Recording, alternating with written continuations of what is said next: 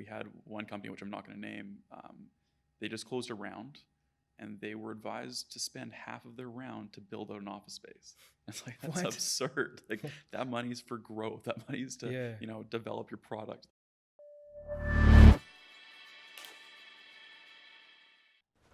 Okay, guys, welcome to the BloomX podcast. Today we have a great shout out to mention. Shout out to MCRO for becoming a continuing sponsor for the podcast.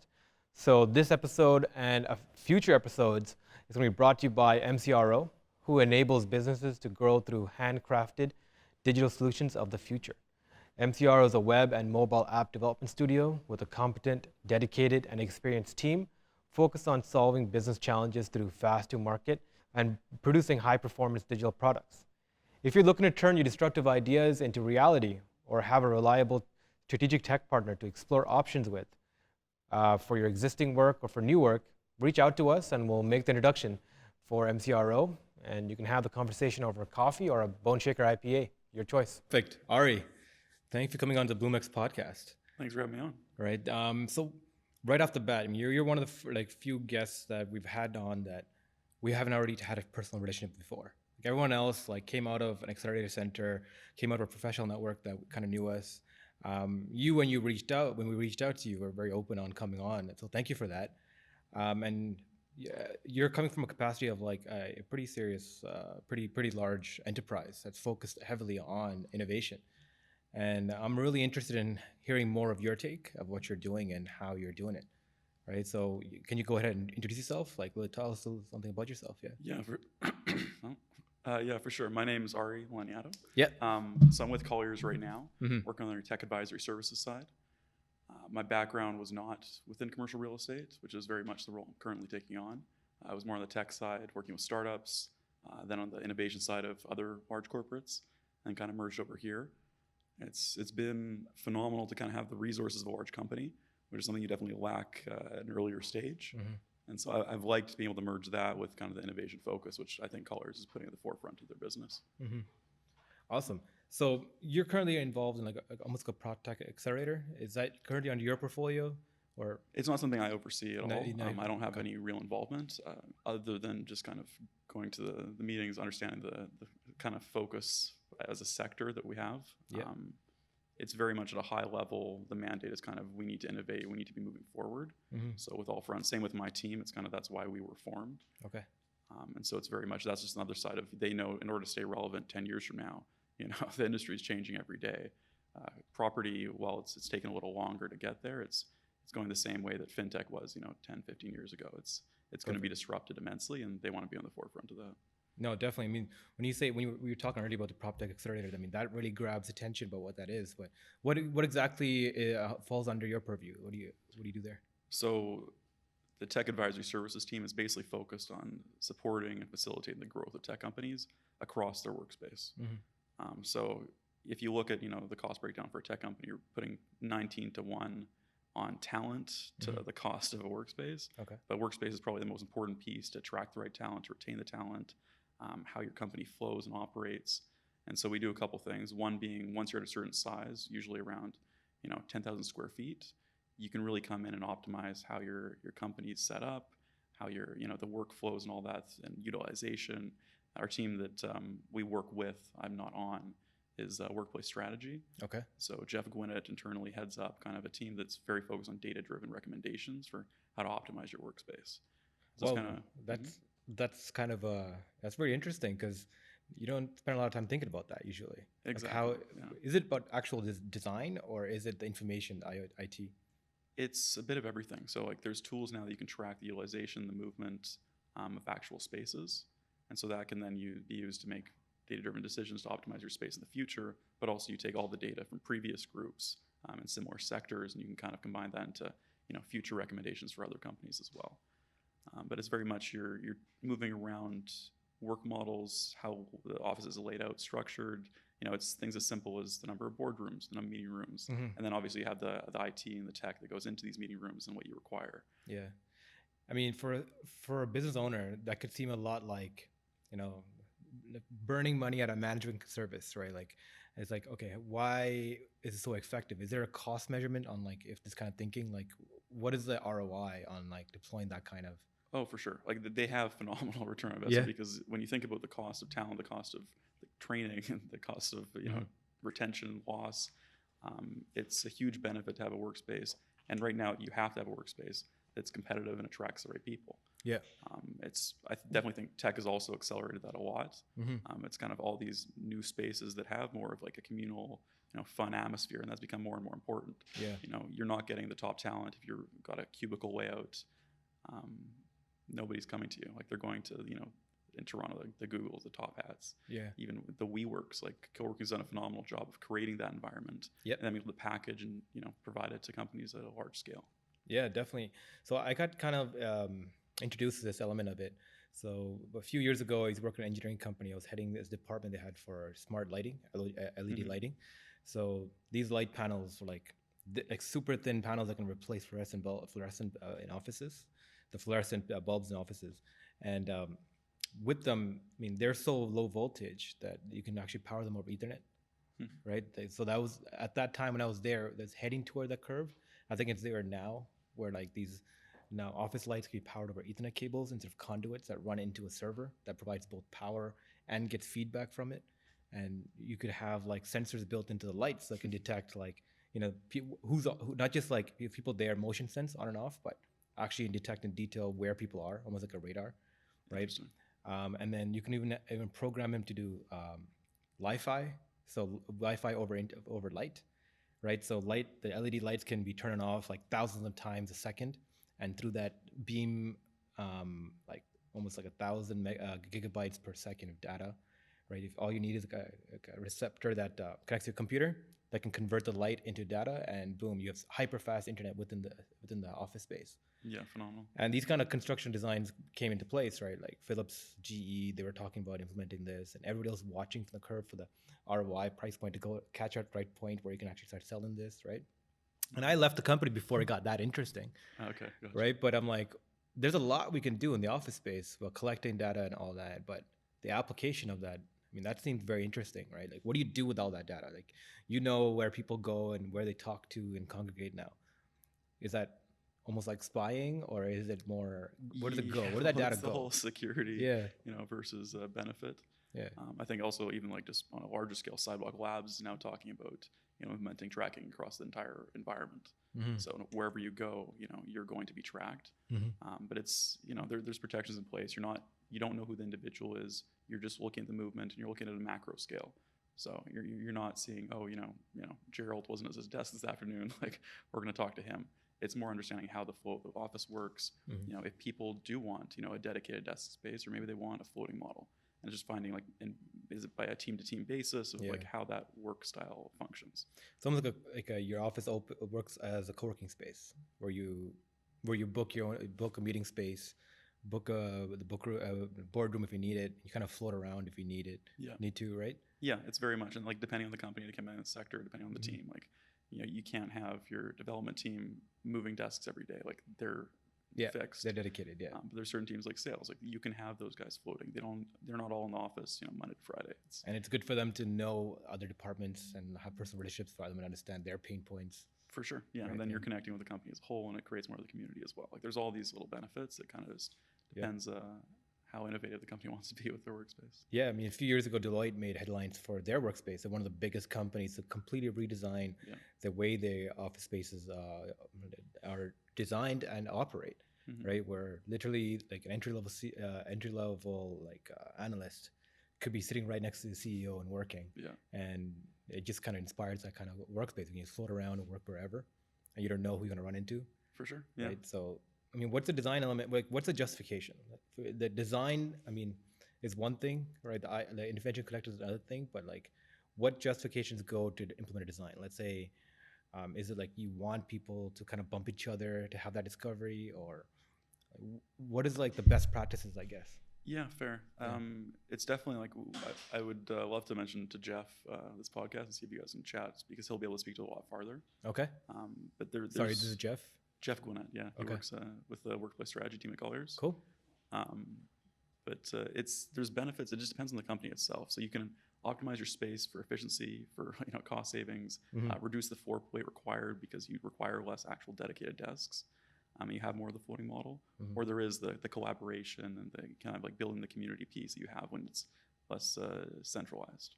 Cool. I mean, this is interesting. Do you have any case examples you can talk about, like a particular company that came in and how you guys changed their Yeah, work like environment? we work with a lot of companies. Like again, like I'll go more on the side of helping facilitate the actual workplace Yeah. or workspace. So like what they require, what size, how it aligns with growth, and so once it gets to a certain scale, which is usually the 10,000 square feet, it makes more sense to actually optimize it. But he'll I'll connect you with Jeff. He'll be able to talk to all the case studies and all the examples they've Okay. done. Sorry, I'm just going deep dive into this No, 'cause yeah, I know. it And seems super. I don't want to speak too much to his territory. Okay, perfect. Yeah. So your territory is more in talking to these companies, like your more high level strategy. Yeah, it's facilitating the space they require and aligning up a strategy that's going to work for them. I think within Toronto is probably the most interesting market to be doing this in. It's like a 1% vacancy downtown. Landlords are requiring minimum 5 years. They want a company with, a 10 to 20 year financial covenant, and that doesn't exist in tech. These companies have been popping up. They could be a year old, they could be 10. Yeah. But at the same time, a lot of them are venture capital funded. A lot of them aren't pursuing profitability, and a lot of them need shorter terms for the flexibility and the growth. Absolutely. So And what are your thoughts on like co-working spaces? I'm a huge fan of co-working. Yeah. At really any stage of growth.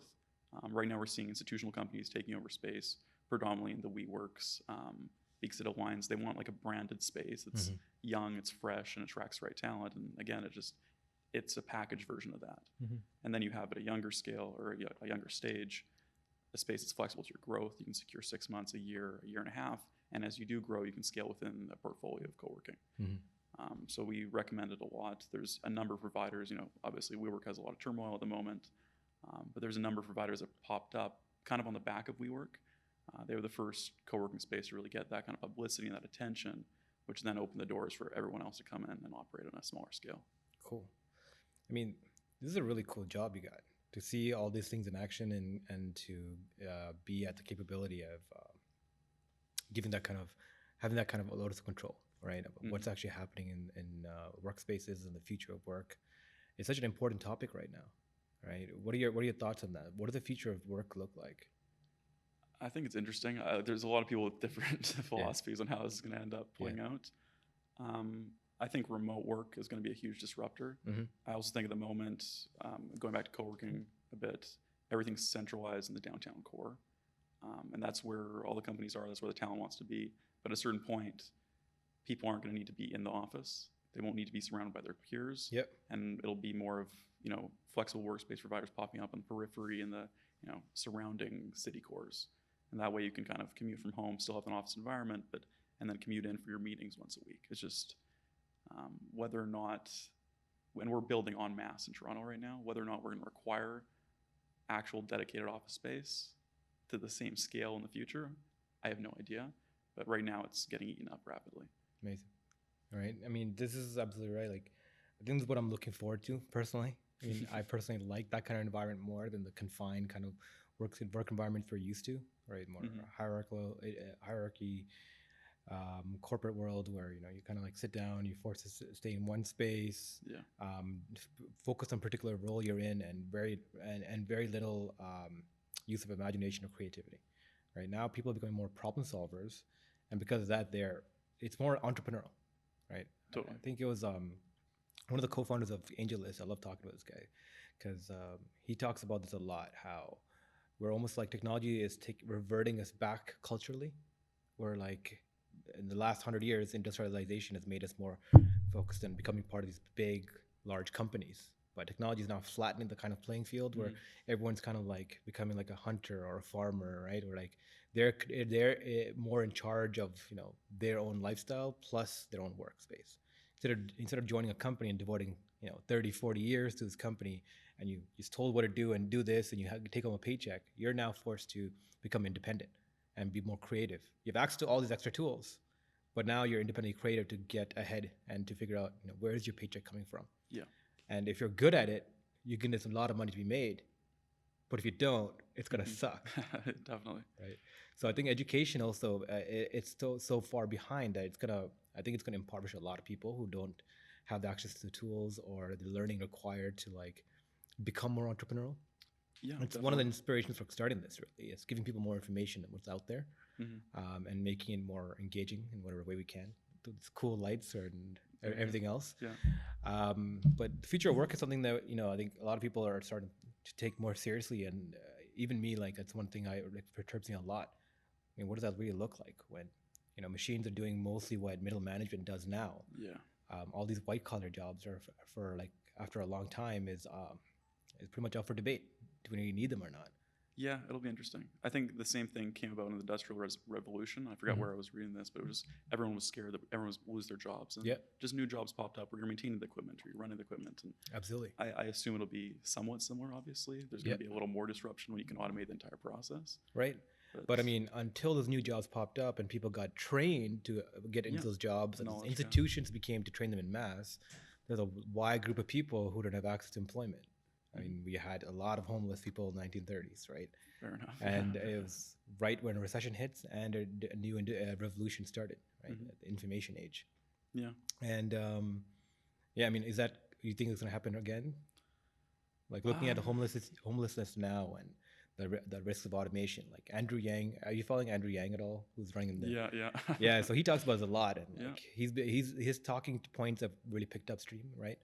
The idea that it's not immigrants taking away jobs or jobs being shipped away off seas. It's the fact that it's robots, it's AI, it's automation that's taking away jobs. And what led up to like Trump being elected, it was that the same election year, Iowa, 5 million jobs were lost to automation, right? And it's like there's a correlation there. It's a whole bunch of angry people who don't know what happened to their livelihoods. Yeah, they need some sort of explanation, something to point the finger at. Right. Yeah. So I think more as just the technology changes, it's going to change it culturally, where we're going to look for those kind of strong men to come and give us clear answers. Right? Yeah, and hopefully it's not Trump. Yeah. Fingers crossed. Yeah. I mean, you're situated in Toronto, right? Pardon? You're situated in Toronto. I am, yeah. I moved here about a year ago, actually. About a year ago. Yeah. Where are you from originally? Vancouver. Vancouver? Yeah. Must be a big difference here. There is. Right? Considering the weather today outside, I miss Vancouver a little bit. But Toronto's incredible, and it's a hub for technology at this point. Yeah. Vancouver also has obviously some tech and some innovation taking place, but just Toronto has the scale, and it's a lot of the conversations we're having today are around the benefits for American companies to open up and expand within Toronto. Absolutely. Incredible incentives for any company coming in, the startup visa program to get any talent in about 3 months. Like that's phenomenal, and it creates a very strong value prop for companies to. Absolutely. I mean, if you look around, like everywhere in Canada is actually the innovation economy is booming, right? Vancouver, even Halifax, PEI, these smaller rural areas are now aggressively growing, right? Nothing close to Toronto. Yeah. But so you moved to Toronto here to pursue the growth here happening here, or what happened? So you moved to Toronto from Vancouver to pursue the growth happening here. Yeah, exactly. Yeah. I just think it's the most interesting market in Canada, with all due respect to every other market in Canada. Yeah. Because there's some great markets like Montreal, seeing incredible growth. Even Ottawa, which caught me off guard, I think. Yeah. Seeing some phenomenal tech talent and offices opening up. But cool. Toronto's, so what's your thoughts? Like, what's happening across Canada that stands out? Like, I think we're kind of slowly moving towards a less risk-averse style. I think even in 2011, which is so when I came out of high school, I started working in startups, and back then it wasn't cool, it wasn't appealing, it wasn't attractive to anyone. Yeah. And so I remember being excited about it, and it's like you talk to this entrepreneur who's starting this company, and you get behind his vision. It's like, man, like that's what I want. Yeah. And whereas everyone else I was speaking with, they're like, well, first of all, we're going to university first, which I ended up doing as well. Yeah. It wasn't my initial focus. And then beyond that, we want, Fortune 500, safe, Yeah. And it's just shifted. Like even in the last few years, I've seen more and more people they're excited about these companies. They're talking about tech and people that previously had no, real interest in the space. Yeah. So I think Canada's kind of moving towards that as a whole. It's becoming more top of mind. I think a lot of that's just the headlines, We're constantly inundated with Facebook and WeWorks and what's taking place there. Yeah. So these big, like the unicorns are pretty much driving that phase forward, because I feel like everyone's kind of lost on what's going to happen in the future. So they see these big companies that are doing well. And it's like, okay, let's follow in that kind of path. Let's do these big jobs. But if you look at what's succeeding, it's these companies are hyper-focused on one particular problem set and solving that, right? And we always like look at like Zuckerbergs of the world, like, you know, start the company when they're 20 years old and it blows up and becomes a big thing. But a lot of innovation happens. The innovators are in their 30s, 40s, 50s, who have experienced like a lifetime of like working professionally, who have found a deep problem set and has a deep fundamental knowledge of that industry or that problem and the solution that they're crafting. And because of that experience, they're able to craft better companies. Yeah, 100%. More tangible companies, right, with more tangible goals instead of lofty valuation based. Yeah. You know, the SaaS companies that are popping up everywhere now, Yeah, right? 100%. And that's what's really interesting is meeting some of these older entrepreneurs who you don't necessarily, the new age entrepreneur media doesn't really factor in too much, right? When you like imagine an entrepreneur now, you imagine like a 20-year-old computer hacker, right? Totally. Yeah. Like, you know, hacking together a piece of software and like deploying it and like a million people downloading it and using it. Yeah. I mean, what does an entrepreneur look like to you? What do you think? Well, I kind of think you hit it on the head. It's like it's people that understand a problem Yeah. and they want to work towards creating a solution. Yeah. And the best person to do that usually is somebody who's worked in the space, worked in the industry, and understands what the problem is that they're trying to solve. I think it's a lot. It's very exciting now, and there's a lot of guys creating apps and developing a piece of software, and it's phenomenal, and I love that that's taking place. It's also just there's not always a keen line of sight on the actual problem they're trying to solve, and that's I think where the issues kind of pop up, and then the valuations aren't there, they are there, and then they fail down the road. Yeah. But I think just Cool. So let's focus back on you for a minute, right? So you said you wanted to pursue startups, you wanted to pursue that, but now you're more a very professional role in a pretty large company. How'd that come to be? You end up starting any companies of your own? Did you want to start any company? Yeah. So before coming to Colliers, actually, I was working with a couple partners to start a couple projects. Okay. But basically, I'll start kind of from the beginning. I coming out of high school, was talking to a friend of mine who was also an entrepreneur, was starting this company. Sorry, this is in Vancouver? This is in Vancouver, yeah. Okay. And kind of got behind his vision, got very excited about it, and joined up with him. Eventually, the company, it didn't last, it fell through. Yeah. But it was a phenomenal experience. And so I had that taste of the startup world. Yeah, I loved it. And then kept on with that. So I went to university after deciding, fine, I should get a degree. It's, I'm not just going to become an entrepreneur and, do that. That's not my path. Yeah. And so did startups, stayed within that space for a bit, and then got recruited by Walmart Corporate to do the marketing strategy behind their grocery home delivery launch for Toronto. Nice. So it's kind of like a new innovative program for them. Yeah. And I was excited about that aspect. Sorry, what year was this? When did Walmart want to do that? This was, for Toronto, it was 2017. Okay. Yeah. So it would have been spring 2017. Okay. They'd already launched, I believe, in the States. It was very segmented at that point, so it's a very different animal in Canada. But it was the first city, the first pilot, and so I was like launching that. And I loved the access to data and the resources you had, which I previously never had. So it was kind of like you're still working on an agile, innovative team, but you have those resources of a large company. And I was very attracted to that. So I stayed with them for a bit. We brought it up to scale. And then I left. And when I left to start up a venture. And so we were in Shenzhen for electric scooters. Nice. So going around visiting factories, talking with a number of suppliers. And we were actually looking to bring those into Tel Aviv. Okay. Which I haven't actually seen any stats to support this, but I believe is the single highest density of electric scooters and bikes per capita. Like it's in Tel Aviv, every person you see is just driving around an electric bike or a scooter. Really? Yeah. Do they have the infrastructure for it? Like, not really. No, not even. They tax automotive vehicles very heavily. Yeah. So it's a little harder to get access to transport, and so it's popped up a requirement, which they then filled the need with electric scooters and bikes. So they tax like what do you mean like individuals who have their own cars? So when you import a vehicle into Israel, Okay. it's taxed very heavily, and so it roughly doubles the price, I believe. Okay, and most cars are imported into Israel. Yeah. Israel doesn't manufacture any cars. Yeah, so that would suck. Yeah, that would suck. Okay, wow. Okay, because one of our previous guests came through here. It was Roll Scooters, right? They're a great company. They just launched in Kelowna actually, and they're launching an e-scooter company in Canada. Okay. What do you think of the market right now? So like this is the same conversation we were having back then. Is like, should we go into Canada?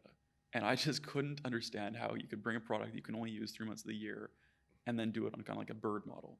Like that didn't make any sense to me. So like I think it'll be very interesting to see who succeeds coming to Canada because, looking at the weather today, like you can only use it for so many months of the year. And also the batteries can't handle the cold. Yeah. So you cut the battery life at least in half. It'll be interesting. So that's why you never launched your e-scooter company? Well, that's why we weren't going to launch in Canada. So Okay. it was kind of between the two markets. Oh, okay. Yeah. And then we were looking at Tel Aviv after months of visiting factories and everything else. We finally found two products that were cut the criteria and we saw a market for. And we went to bring them into Tel Aviv, and both of them didn't meet the requirements. Oh, So, no. And we had the requirements all written down. We had Yeah. everything when we went over to China. It was just there was a small piece that we had missed, and it was Oh, no. enough to kind of put that to That the sucks. wayside. Yeah, it was honestly it was a lesson. It was a great experience. Yeah, yeah. It just didn't come to fruition. But at the same time I was doing that, I was also looking at commercial real estate just as a space I thought was interesting. Mhm. Some room for disruption. I started talking to a few firms actually, and then Colliers as well. And so when I started talking to Colliers, they were very focused on the innovation and the tech and the future-proofing their company. And so that aligned really well. And there was an opportunity to kind of come on in a capacity to advise tech companies as they grow. Yeah. And that was very much the only thing in the space that would have made sense for me to do. And so I jumped on it. It was, about a year back actually, almost to the day. Okay. And it's been phenomenal. That's amazing. Yeah. How's the growth been? Like, what kind of stuff do you see on a day to day? It's first of all, it's a very interesting market to play in. Like you have all these tech companies across Toronto, and everyone's excited to work with them now, which is fantastic. Like it's really a space that a lot of people follow. I think the biggest issue is just poor advisory. So like tech companies, when they require workspace, are still going to traditional brokerages and working with traditional agents to get advised. We had one company, which I'm not going to name, they just closed a round, and they were advised to spend half of their round to build out an office space. It's like, that's What? absurd. Like that money's for growth. That money's to, develop your product. Like it's. Sorry, did that come from the VC that invested, or? No. That was from the brokerage that they were working with to find their workspace. Of So course. it was, Of course. Okay, they would. Yeah, no VC was Yeah. going to advise on that. But it's just, there's a huge gap of understanding because these tech companies aren't traditional ventures. You can't advise them the same way. But there's never been that kind of education, that knowledge internally. So there's a huge opportunity to give proper advisory, Okay. and to differentiate, yourselves and to help these companies grow, because workspace is a huge part of what they do. And it's a huge pain point right now in Toronto with a 1% vacancy. Yeah. So it's a phenomenal time to be doing this.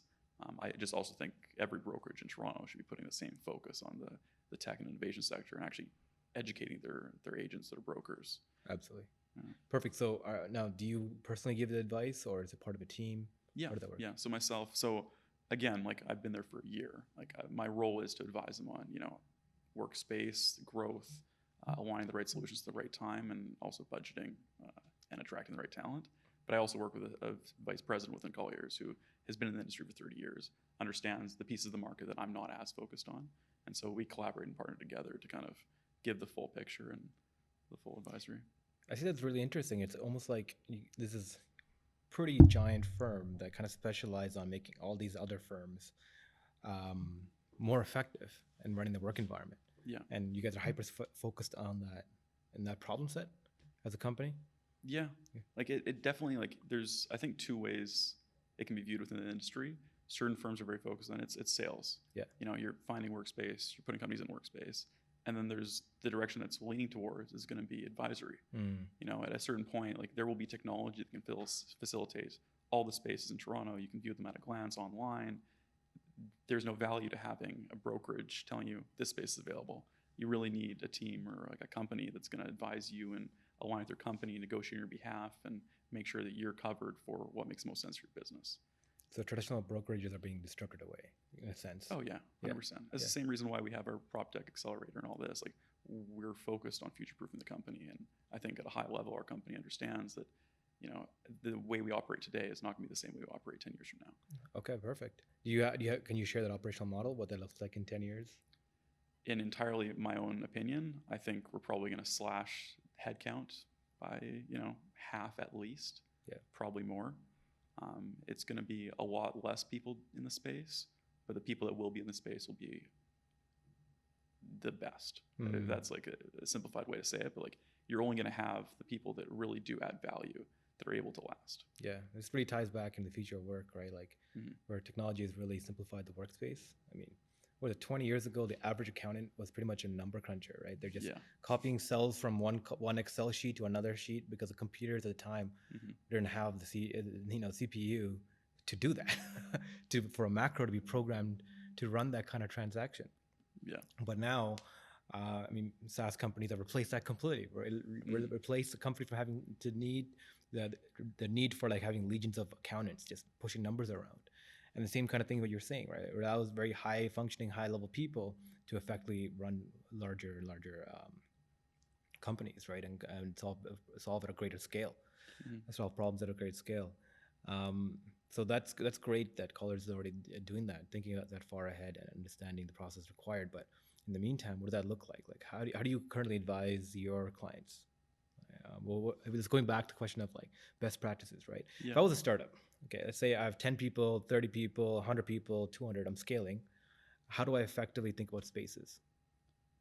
I think you have to understand that you don't know your exact growth. Like Okay. at that stage, it's very much kind of everyone wants the cheapest option Yeah. for the most part. They Yeah. want to scale. Maybe they're bootstrapped. It's just, but the money, it goes a lot farther. So they need to hold on to it. Mhm. Usually, it is flexible workspace options at that point. You're looking at co-working, flex space. It's not super interesting, but it's just aligning spaces that can accommodate short term. Sorry, I just realized that's maybe smaller scale than the companies you're used to dealing with, right? A little bit, yeah. Yeah, what scale do you guys generally come involved at? We do a range. We will work with 10-person companies. Okay. I do all the time. Yeah. It's just tech. It's high growth tech. It's venture capital backed Yeah. companies. It's aligning them with the right solutions. So what's your requirements for a company to come to you, or you to go to a company? What do you look for in a company? I look for growth. Yeah. So it's it's pretty easy to look at, oh, they're hiring, or oh, they just closed a round. You're just looking for growth. Mhm. If the company is operating the same way that any traditional company is, like, we don't really add value. We add value for companies that are in non-traditional financial models. So like they have the venture capital, they have angel funding, whatever it is, or they're not pursuing profitability, or they're just barely profitable. Like, we help align them with the right landlords, with the right options. Mhm. And then for anyone's high growth, it's aligning them with the right solutions. Okay. So it's very easy to find a space that's too big for you today and secure it for future growth, but it's expensive. These things all have costs associated, and so it's aligning better solutions for today that align with future growth. If that makes sense. Yeah, no, absolutely. So, okay, so I'm trying to get like a formula in place, right? Mhm. Let's say if a company is listening right now, it's like, oh, we need to start worrying about workspaces, right? Mhm. For them to be at a level where they can effectively come to Colliers and be like, hey, can you help us figure this out? Or to get attention from you guys, right? Now, are they raising at like a Series A level, like $2 million plus? Are they growing? Are they doubling in size? Like, what's the growth pattern you're looking for? Like, what's the measurement? We don't have like a strict You don't have a criteria on model? that, No? but like usually it's doubling up over a few years. Yeah. We've worked with companies where it ranges from 25% growth year over year, which is on the low end, Yeah. up to 300% growth. It's like they're just hiring en masse, and it's Yeah. yeah. Yeah. And that's the beauty of these tech companies, right? There are companies like, I think like Wave Accounting, like one of the top 10 growing Canadian companies. And the last 2 years, they grew like 44,000%. Yeah. They're a phenomenal company, Yeah. for sure. Yeah. Okay, that's cool. I mean, really great to think about this, right? So, like how modern workspaces work. Any advice for companies who are thinking about this, CEOs who are like worried about this or trying to figure this out? Yeah, I would say start the conversations early. Like a lot of, especially I find within tech, it's just very much not on the forefront of the mind. It's very much something that's newer for the earlier stage companies. Like, they're not used to the process. For securing a large space, if you're 100 employees plus, you want to be looking 2 years out. Like, you really, especially in Toronto as a market, you really need to be. And then for earlier stage, for anything really, you just want to have the plan in place. Whether it's going to be co-working, which you can do with a month's notice, you still want to have the plan in place and have all the options in front of you. And usually 8 months is when we start searching, but it's the farther out, the more options you have and the more opportunity you have to kind of structure the conversation properly. Great. And how far out do you reach to for companies? Like where, like you handle companies all across Canada or mostly? Predominantly focused in Toronto. Toronto. Our tech advisory services team has like dedicated brokers in Vancouver, Montreal, Toronto, but we're predominantly focused on Toronto. We will help companies that are scaling other offices and collaborate and fly out, but for the most part, it's local. Any like non-traditional companies, like companies that need to work in multiple regionalities at the same time? Like I think Dribble we're talking to, and Dribble is a company is running completely remote. The entire company runs remotely. I'm not sure how big they are as a company, but they've been around for a long time. Yeah, and they've been we're seeing operating more and more of that today. Yeah. Right. So any advice to those kind of companies? Do you work with them? Any of those kind of companies? Yeah, we do. At that point, we're more just kind of a middleman. We will partner with them with a flexible workspace provider that has locations in all the cities they require, and we'll just negotiate on their behalf. It's a pretty easy fit. But yeah, it's an interesting model. You just have to find the right group that can house you in all these cities, and then ensure you're getting the right rate. And there's a few of those. We represent on a corporate level. They represent Regis and IWG, and they're the single largest flexible workspace provider globally. Yeah, no, definitely. So I'm trying to get more into your mind, right? Like, what do you think is like? Can you share some insights into how companies are thinking about these workspaces and the feedback about that? Because like I'm seeing it now in like these, I get to travel around and see a lot of accelerators, a lot of co-working spaces, meet a lot of cool companies working out of WeWork and all this, and you see the differences in culture and how that changes with the workspace they're in. I mean, one of the coolest places I seen was like Michael Cronin with the Acquire agency. They actually came on the podcast as well, and they invited us down to their workspace, and they work out of a co-working space that they're taking over. Yeah, I mean, there's a lot of that now. They're just growing to the point where they're just taking over rooms by rooms by rooms, and they chose their space because they're like an ad agency, and this co-working space had access to 2-3 film studios, like film rooms, like large rooms that can facilitate this stuff, right? In these, this like niche of the area of the city, right? So, like, I'm trying to figure out like, are there certain models being applied here, right? How are people figuring out these workspaces? What are the thought leaders right now talking about when it comes to like running an effective workspace? Yeah, for sure. I think like touching on an agency, their focus tends to be more on the brand reflection and creating a culture, and so a lot of co-working spaces will provide that packaged. But it really should be attracting the right talent, portraying the right environment. And then also optimizing your space to the workflows. So like the teams and making sure that lines up. Like 10 years ago, the conversation was all, we need open concept. And today we know that doesn't work for everyone.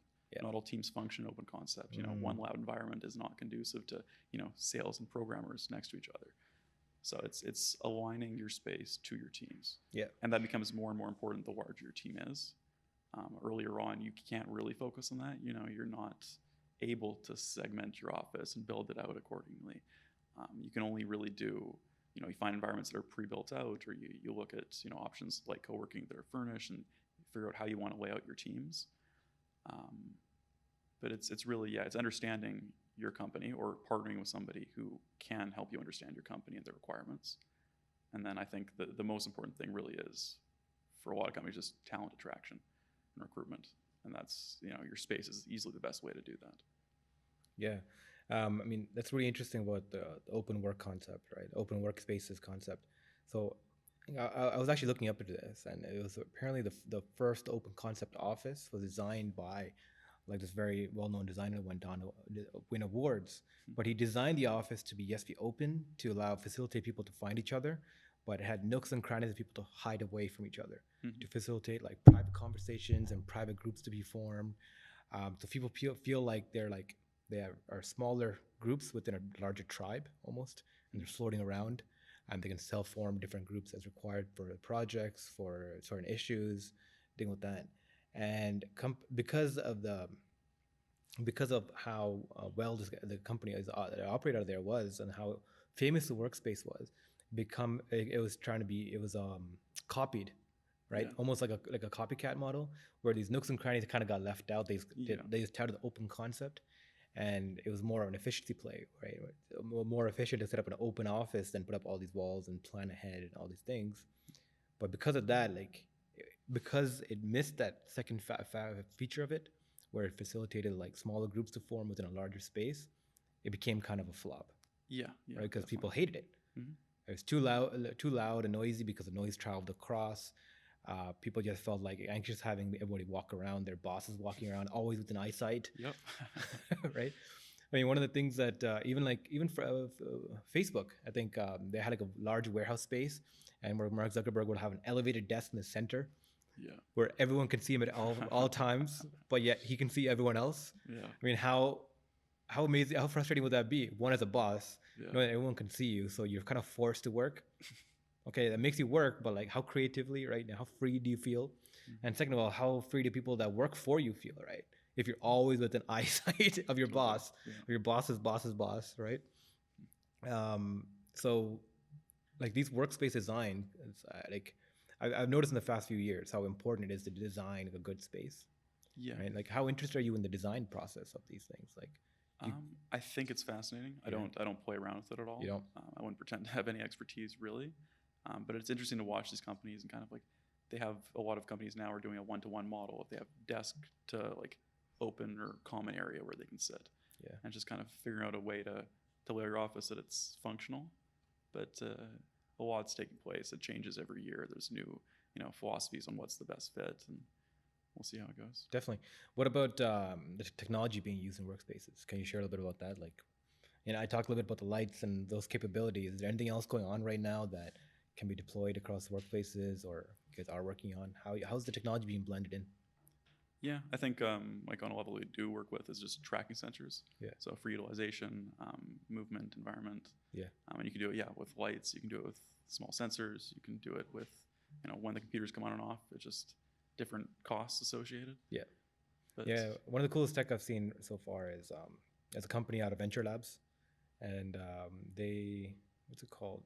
Henry, do you remember that Spaces?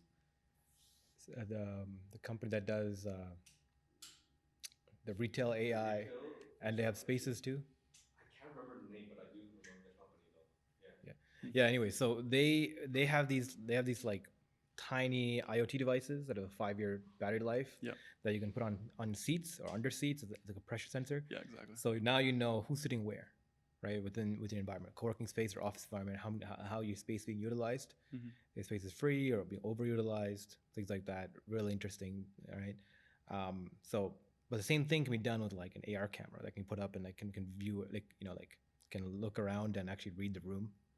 Like a machine learning software can read the room, right? Mhm. There's so many different technology plays that can use the same kind of function. Yeah. I'm kind of interested in who's actually doing that. Is it the designers who are designing with tech, or is it two different agencies? Like someone designs how the furniture and it'll look like, Yeah. and a different element comes in and the information technology, Yeah. or it's like someone like you guys who blend them together. So we do the blend, but we don't develop the tech. Yeah. Right? The tech, the design, it's all sourced out of house. Yeah. And same for like the design agencies who'll do like the office layout. Like they're not developing any of that. That just wasn't their expertise. It'd be a very bold pivot. Yeah. But it's mostly just there are providers coming up with this technology, and it's got relevancy now. Yeah. People are more focused on that. They are more interested in kind of understanding their office space. Absolutely. And I think that's one of the interesting things is that we're seeing all these bold new tech, but it's not necessarily being deployed that aggressively across workspaces. People are still very hesitant. Yeah, it's a And cost people- benefit, and yeah. like you have to really get them to understand what the benefit of understanding the workspace is, because it's still like anything you develop, you have to then sell it and really convey the value, which companies have been operating for 20, 30 years, and they've been fine, quote unquote. But it's changing now, and especially with these younger, more agile companies, and even companies like Deloitte. They're giants, but they want to stay in the forefront. They are more focused on incorporating this technology. They do understand the value of understanding their employees, their work styles, etc. Amazing. So, I mean, anything else you want to cover? I want to talk about? I know we haven't brought up your website yet. You want to bring it up? Oh, it's cool. No, it's literally just our team page. This is your team page, yeah. It's nothing too exciting, but Cool. just the Canadian Tech Advisory team. All right. Anything else you're involved with? Like, what else is going on with you? I'm just joined on with Toronto Business Development Center on a mentorship capacity. Okay. So just kind of advising new companies coming in. So you love this into stuff. Canada. You love talking to more companies. Yeah, I really do. Yeah. I love tech. Like if I ever leave Colliers, I would go back into the tech sector. But right now it's kind of hitting all my buttons of I get to work with the tech sector. I get to do what I love. What's the most interesting thing in tech? Right now, I would say prop tech is probably one of the most exciting spaces. There's a ton of opportunity for mass disruption. And I think one of the benefits of our Project Accelerator, without sounding like I'm plugging it, is it really the biggest barrier to entry for a lot of like the institutional prop tech is the partnerships. Yeah. And so Colliers has kind of leveraged their knowledge and understanding that they hold those partnerships, that industry expertise for a very traditional industry. And then we've also partnered with Techstars, who has kind of the innovation focus and understanding of developing a technology. So it's been phenomenal in terms of the results they've brought out. Yeah. But it's very much is like aligning these companies with the right industry partners and making sure they're willing to at least hear them out. Yeah. But a lot of them are very resistant to evolving. Absolutely. I mean, this is such contrary to what we're used to hearing. I know, but like even like the culture before used to be that why would a large company help me ever develop my technology or ever help me develop as a business, right? It's always like if you're a small business owner, you're supposed to defend yourself.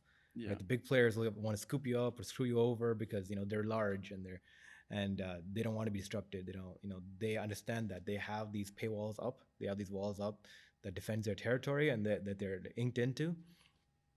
But I mean, for everyone we talk to, I mean, these large companies like the ones you work with are so open, right? Like, yes, come in and show us how you're planning to disrupt. We'll work with you and share that information that we know. That cultural shift, I think, happened slowly over the last 20 years, right? Definitely. Right? Yeah. It's larger corporates understanding that they have to evolve. Yeah. They've seen their fellow companies fall, and they understand that. Yeah, and what's interesting is like how these large companies have such a they built almost like a ecosystem around themselves of smaller companies that service them and like with smaller problem sets that they solve, right? Yeah. Yeah, definitely. Perfect. So we'll wrap up here, right? Anything else? Any last plugs you want to put in? No, Perfect. it's been a pleasure. Yeah. You're good? Thanks. Well, Ari, man, thank you so much for coming here, talking about prop tech and talking about all things Colliers is doing. Really interesting to have you on, man, and this has been great. Thank you. Thanks. It really has. Yeah. Yeah. Cheers. Perfect. Thanks.